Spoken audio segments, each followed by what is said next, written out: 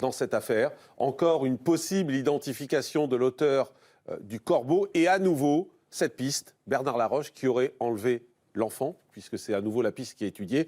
Et donc Muriel Boll qui aurait menti. Et vous êtes son avocat. Moi, j'ai vécu douloureusement, Jurana aussi d'ailleurs, l'épisode de 2017 où on a arrêté Muriel. On l'a mise en prison, on l'a mise en examen. Et il a fallu que nous allions jusqu'à la Cour de cassation et au Conseil constitutionnel pour faire annuler toutes ces opérations intervenues un peu dans le climat que l'on connaît aujourd'hui, à la suite des décisions de la juge d'instruction de Dijon.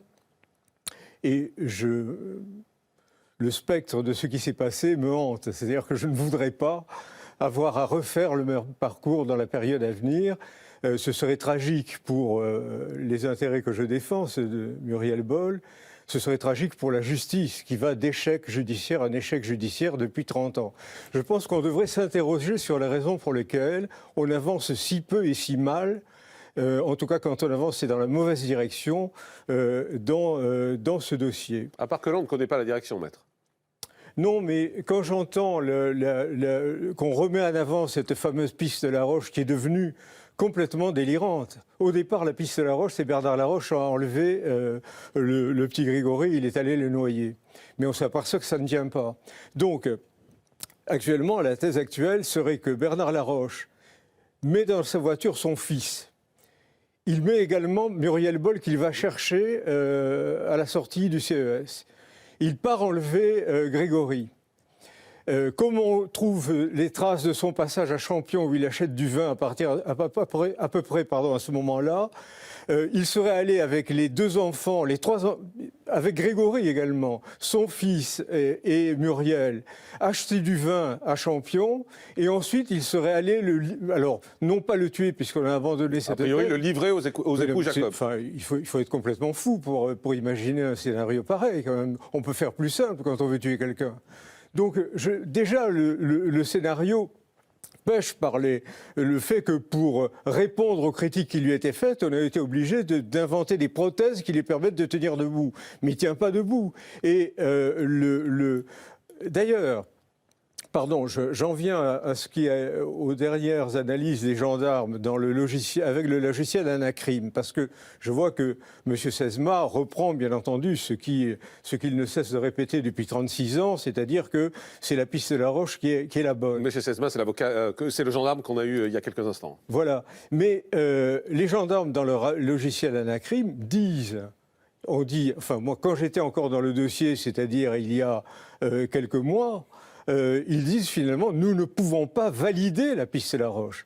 Pourquoi ils ne peuvent pas valider la piste Laroche? Parce que des déclarations, alors je rentre pas dans les détails, mais des déclarations de Christine Villemain sur l'heure à laquelle elle est sortie pour rechercher l'enfant fait que si on croise ces déclarations avec la piste Laroche, l'enfant aurait été enlevé devant la maison de ses parents, en présence de Christine Villemain, en présence du voisin Méline et de sa femme, et en présence de Madame Clodo qui allait chercher les Donc pâtes. ça, c'est impossible. Et donc les gendarmes disent c'est impossible. Les déclarations très précises de Christine Villemain sur les conditions dans lesquelles elle est sortie nous interdisent de valider la piste Laroche à laquelle pourtant nous croyons. Voilà un petit peu le dilemme devant lequel... Mais maître, moi je veux bien vous croire, hein, et vos arguments paraissent tout à fait logiques et cohérents. Mais donc pourquoi cette piste ressort ce matin ? Parce qu'on n'en a pas d'autres ou qu'on ne veut pas en envisager d'autres. Hein, et là, je crois qu'on est en face d'une espèce d'interdit que les magistrats enfin, le président Simon, quand il a repris l'enquête, s'est fixé. Et voilà, je veux dire, c'est un dossier dans lequel on ne veut pas voir une vérité qui est d'ores et déjà dans le dossier. Je rappelle, à propos, je ne reprends pas ce qu'a dit Jurana sur le caractère un peu bizarroïde de l'expertise à laquelle on se livre, basée sur des éléments de critique littéraire. Ouais. Bon, voilà, je n'y crois pas trop.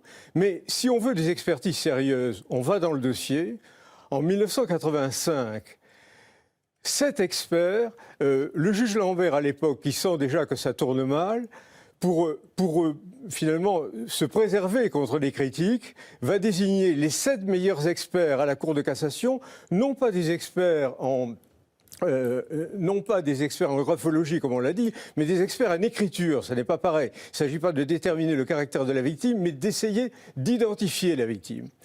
Avec M. Buquet en tête, parce que je dis cela parce que c'est un expert de renommée internationale.